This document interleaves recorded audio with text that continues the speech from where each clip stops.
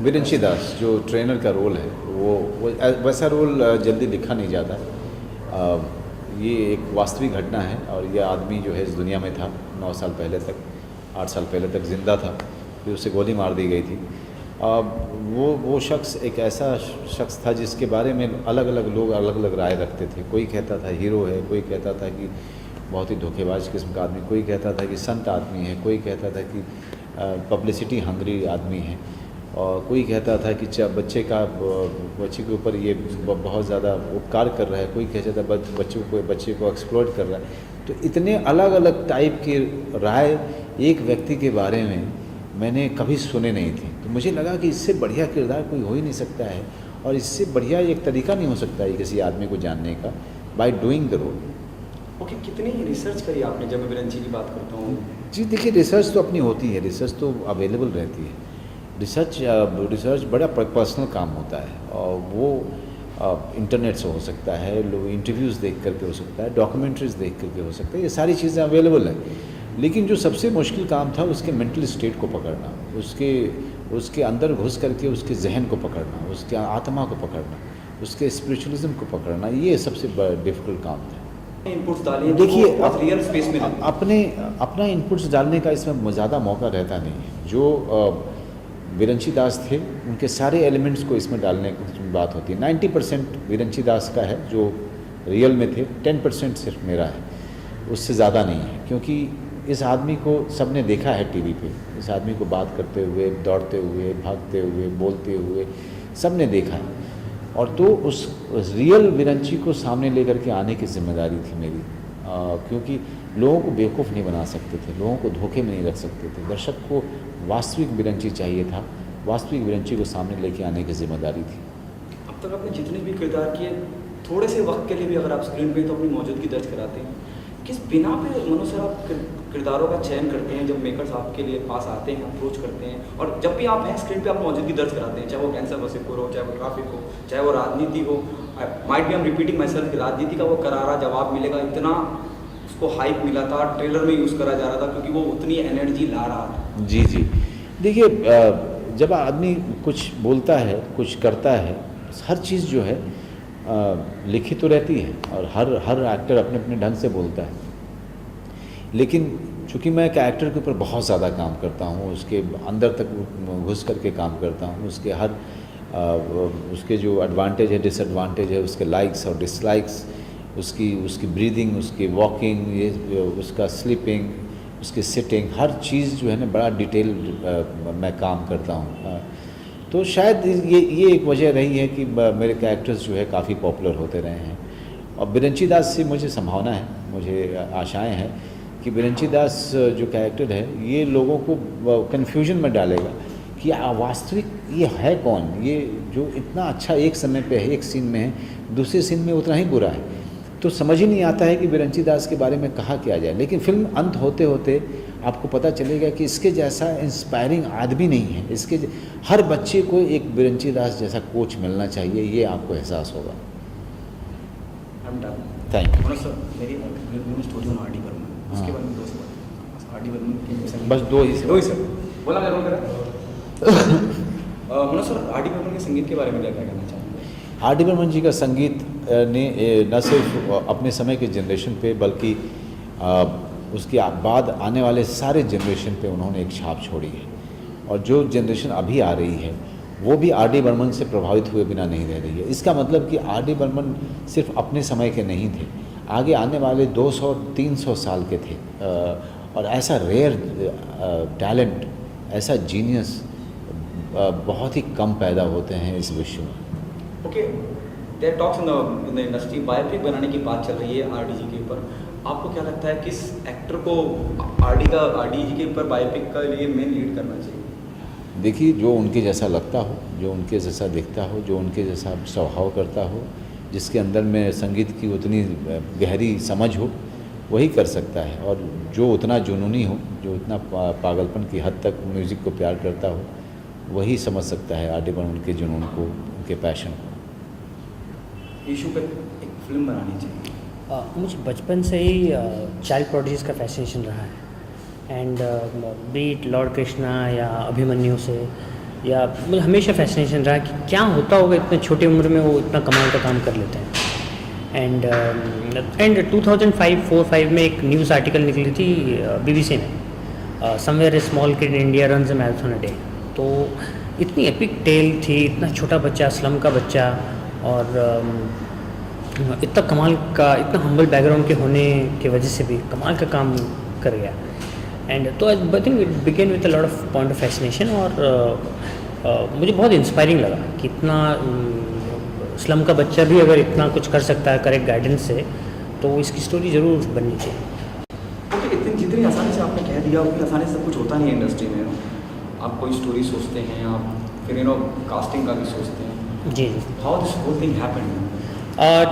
Scripting stage 2009 से चालू हो गया था। 2012-13 को हमने मनोज बाजपेयी को अप्रोच किया था, और वो स्क्रिप्ट पढ़ना चाहते थे, मिलना नहीं चाहते थे, तो उनको नरेशन नहीं चाहिए था, तो हमने स्क्रिप्ट भेजी उनको। एंड स्क्रिप्ट पढ़ा उनने, और ओवर द फ़ोन हाँ कर दिया था, तो उनको स्क्रिप्ट इतनी पसंद आई थी। एंड अभी Manoj Bajpayee is one of the finest actors we have in Indian cinema, and उसको कॉम्प्लीमेंट करने के लिए हमें उतना ही एक अच्छा बच्चा चाहिए था जो उनको कॉम्प्लीमेंट कर सके। तो उसका ऑडिशन प्रोसेस बिगिन हुआ और पीरियड ऑफ 6 मंथ्स, जहाँ 1200 से ज़्यादा बच्चों को हमने ऑडिशंस करवाया। And Bihar, UP, Chhattisgarh, Pune, Dharavi slum सबसे छान मारा। फाइनली पुणे में से एक स्लम का बच्चा मयूर, वो क्वालिफाई हुआ, और बहुत ही क्लोज सिमिलर दिखता है वो बच्चा। एंड उसने कभी कैमरा फेस नहीं किया था, तो ये पहली फिल्म है उसकी, और हमने ट्राई किया उसका कंफर्ट, डिस्कम्फर्ट, इनोसेंस को कैप्चर करने के लिए। ओके मनोज, और हमेशा से आपके जहन में था कि आपको मनोज ही चाहिए, वीरेंद्र दास?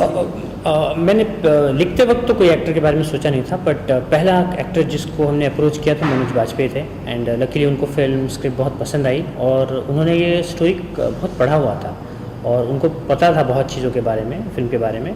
एंड तो हमारे लिए उतना ही आसान हो गया, क्योंकि कैरेक्टर बहुत कॉन्ट्राडिक्टिंग है, और वही उसकी ब्यूटी है। तो उनको स्क्रिप्ट लेवल पे बहुत पसंद आया था, उन्होंने प्री प्रोडक्शन में बहुत टाइम दिया, तो ग्रेटफुली बहुत सेटिस्फाइंग रहा है हमारे लिए। ओके, वायर कॉमेडी जैसा आ जाता है बैकअप के लिए, वो कितनी पॉजिटिव बात रहती है? बहुत पॉजिटिव बात है, क्योंकि कोडेड फिल्म्स ने इसको इनिशियली सपोर्ट किया था मुझे। एंड देन जब वाईकॉम आ जाती है एक बड़ी कॉर्पोरेट, तो आई थिंक वो स्टोरी मल्टीप्लाई हो जाती है, क्योंकि कोने कोने तक पहुंच जाती है और बज़ रहता है, तो स्टोरी वेस्ट नहीं जाती। आई थिंक वो लार्जर ऑडियंस को पहुंच जाती है। भाग मिल्खा और मैरी कॉम जैसे फिल्मों को उन्होंने बहुत डीपर तक पहुंचाया, तो वाईकॉम के आने से बहुत बड़ा हो जाता है फिल्म, क्योंकि बहुत ज़्यादा रीच बढ़ जाती है उसकी। Okay, what is the most challenging part while working on this? बच्चा, आई थिंक बच्चा 6 साल का था जो हमने कास्टिंग करवाई, और हमें बहुत वनरेबल लगा, क्योंकि उसका कोई बैकअप ऑप्शन नहीं था। एक ही मयूर था, बहुत सिमिलर था, और उससे कुछ भी हो जाता तो हमें पूरी फिल्म की शूट रोकनी पड़ती। तो और कॉम्प्लेक्स भी था इमोशन, कभी कैमरा फेस नहीं किया था, और बहुत क्राउड था फिल्म में। Throughout the film there is lot of crowd, तो इतना छोटा बच्चा कर पाएगा कि नहीं, वो हमेशा हमें वनरेबल फील था। बट थैंकफुली मयूर ने कोई भी तकलीफ नहीं दिया, and he has responded beautifully to the script and whole thing process. क्या फिल्म का नाम पहले कुछ और था? उसके बारे में जानना चाहूँगा। जी, फिल्म का नाम डोरंटो था पहले, तो हमें लगा कि डोरंटो का संस्कृत मीनिंग रेस्टलेस है, तो फिल्म में एक रेस्टलेसनेस है, तो हम वो कैप्चर करना चाहते थे, जो हमने कैप्चर किया। बट वही डोरंटो को नेशनल अवार्ड मिली थी बेस्ट चिल्ड्रंस फिल्म कैटेगरी में। बट वाईकॉम को क्रिएटिव टीम को लगा कि Budhia Singh born to run much more reachable title है। उन्हें एक रिसर्च करवाया, जिससे बहुत 5-6 नेम्स उन्होंने सजेस्ट किया ऑडियंस को, और बुधिया सिंह का नाम सबसे ज़्यादा उस टिक में आया। तो I think it's a very smart title to play around, and कुछ एक्सप्लेनेशन करने की ज़रूरत नहीं पड़ती। एक बार आप बोल देते हैं Budhia Singh born to run, बहुत क्लियर है कि एक छोटे बच्चे की कहानी है, एक चाइल्ड प्रोडिजी है, तो उतना आसान हो जाता है ऑडियंस तक पहुँचने के लिए।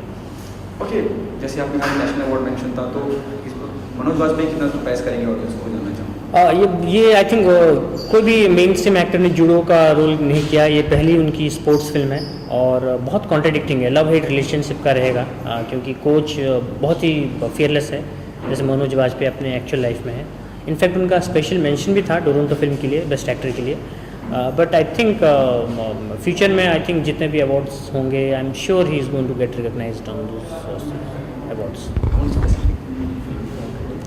अच्छा, hopefully Filmfare and other जो रिकग्नाइज्ड अवार्ड सेरेमनी है, I am sure he will get recognized in those award ceremonies. Okay, अब तक का रिस्पांस कैसा है जहाँ तक टीजर आउट है, ट्रेलर आउट है, वो क्या क्या प्रतिक्रियाएं मिल रही हैं और कितना सेटिस्फाइड है आप? क्रिएटिवली वेरी सेटिस्फाइंग है, क्योंकि टीजर से बहुत एक्साइटमेंट है लोगों में, और बच्चा को भी लोग देखना चाहते हैं। एंड ये क्योंकि यू कैटेगरी है तो फैमिली खुद अपने बच्चों को लेके आके देख सकती है। इट्स अ वेरी इंस्पायरिंग, क्योंकि इतना छोटा बच्चा, यकीन नहीं होता कि वो इतना कुछ बड़ा काम कर जाएगा, और उसके ऊपर फिल्म बन रही है। आई think it's very inspiring. Marathon के ऊपर कोई फिल्म नहीं बनी है, चाइल्ड प्रोडिजीज के ऊपर फिल्म नहीं बनी है, तो ये बहुत न्यूनेस है फिल्म में। एंड ट्रेलर से तो बहुत पॉजिटिव रिस्पांस मिला है, क्योंकि रोज़ कोई ना कोई फ़ोन करता है और they are liking the trailer. और उसमें कॉन्ट्रडिक्शन है, टिपिकल चाइल्ड कोच की रिलेशनशिप नहीं है, कॉम्प्लेक्स रिलेशनशिप है, और बहुत इंस्पायरिंग फिल्म है।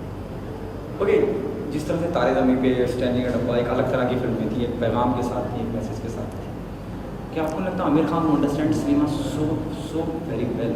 डोंट यू थिंक एक स्क्रीनिंग रहनी चाहिए आमिर का रिएक्शन जानने के लिए, खास करके आपके?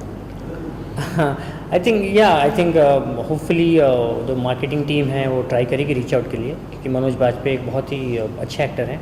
एंड ट्रेलर और टीजर से तो बहुत अच्छा रिस्पांस मिला। Hopefully we will try and get the responses from other actors also.